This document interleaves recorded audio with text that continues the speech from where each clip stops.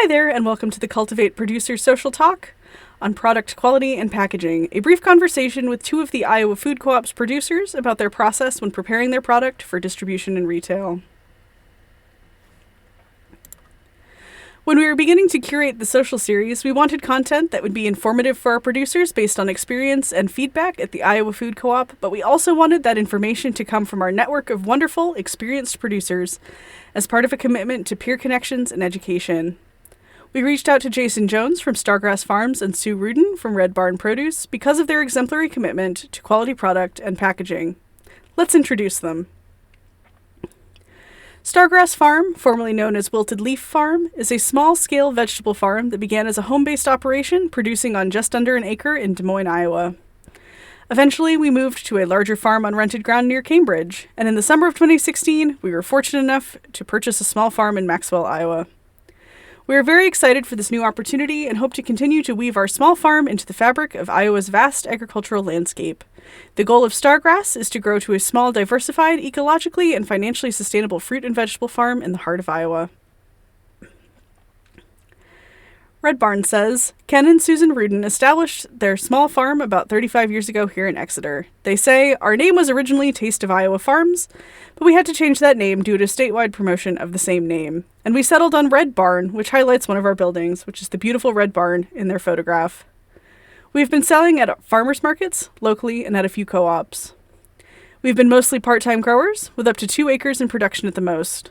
Though we are not certified organic, we try to follow organic gardening practices. A high tunnel was added to extend our growing season about 7 years ago, and we have offered a great variety of fruits and vegetables and have really enjoyed trying new ones.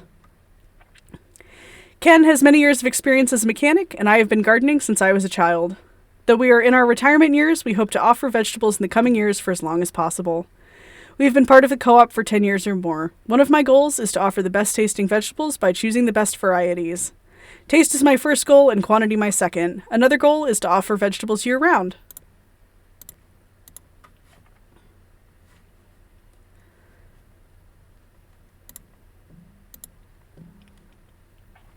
As part of their commitment to quality, produce at the IFC is evaluated by the consumer at point of pickup so that the consumer has an opportunity to reject any flawed product.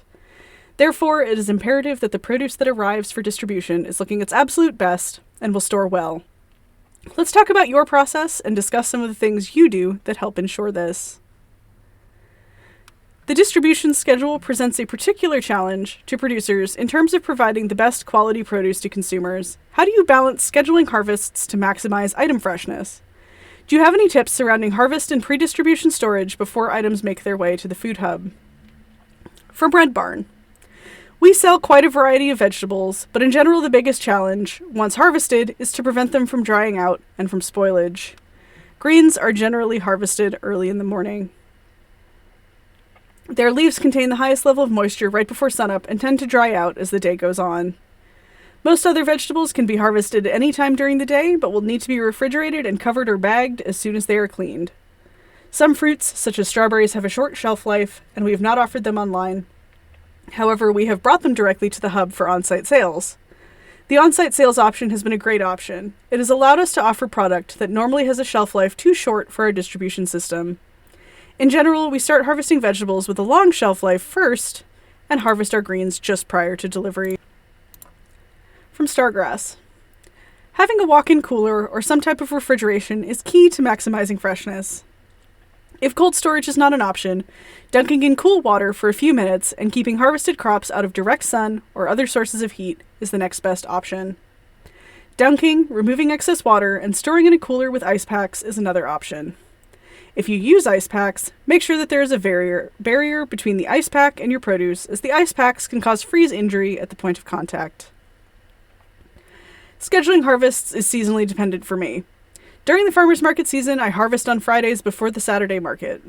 In the best of times, I have already listed items when the cart opened before that harvest day. Sometimes I can't get that listing done on time and don't list until after the market to sell what I have left. Planning, listing, and harvesting after the farmers market season ends is much easier for me.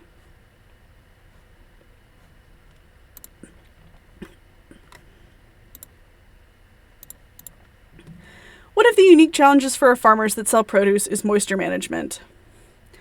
Produce that isn't thoroughly washed can be unappealing to customers, but wet produce spoils quickly, especially when stored in retail packaging.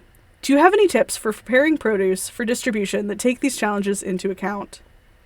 Stargrass. It's near impossible to remove all the excess moisture on produce going into plastic bags. The key is to get as much off as you can by shaking, swinging, or hanging to drip dry. Walk-in coolers draw moisture from produce naturally, however unevenly. Items exposed to the open air of a walk-in lose moisture faster, but items stored in bins with lids will hold on to the moisture. And Red Barn says, for any product that needs to be washed, especially greens, we cut, rinse, air dry briefly, or spin dry before packaging. We cut a small hole in the bottom of each bag to allow any water that collects to drip out.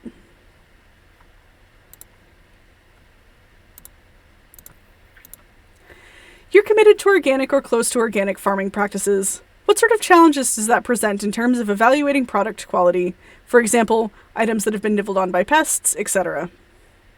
Red Barn. Generally, I don't offer produce that has major flaws. If it does, I will describe it that way in the product description. We don't spray our vegetables, but by planting them around insect population outbreaks, we don't have a need to use sprays.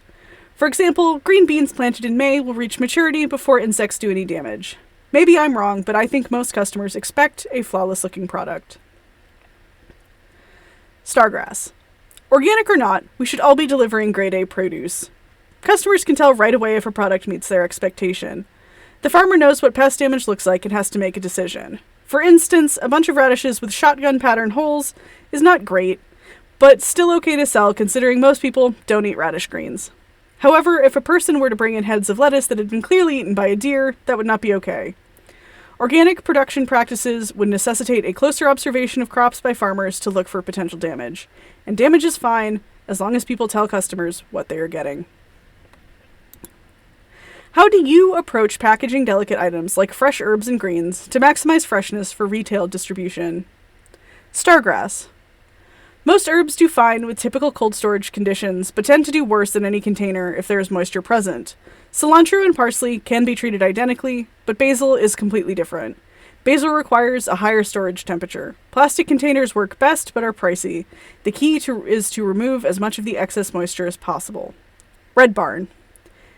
These must be packaged at the last minute or just prior to delivery. They are always bagged, refrigerated, and the bag is closed with a twist tie to prevent drying.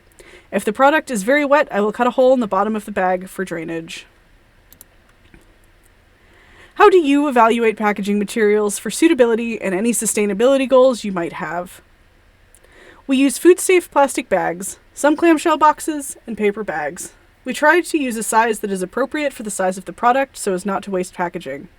I have not explored other types of packaging. My concern is to deliver a fresh product first, and hopefully the consumer can find a way to recycle or reuse that packaging. Stargrass. I hate to use plastic, but it is the easiest and cheapest option. I would like to move towards a wax paper option for things that are wet.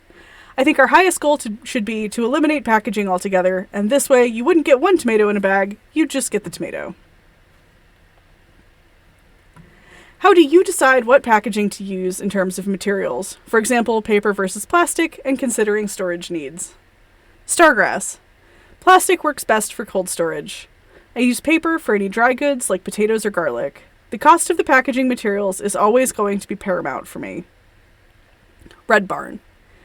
Paper is used for products that need dry storage like potatoes, onions, garlic. Storing potatoes in brown bags is very important because exposure to sunlight will cause them to turn green. Plastic is used for products that may dry out over time, such as lettuce, peppers, carrots, beets, etc. So basically, I evaluate each vegetable according to their needs.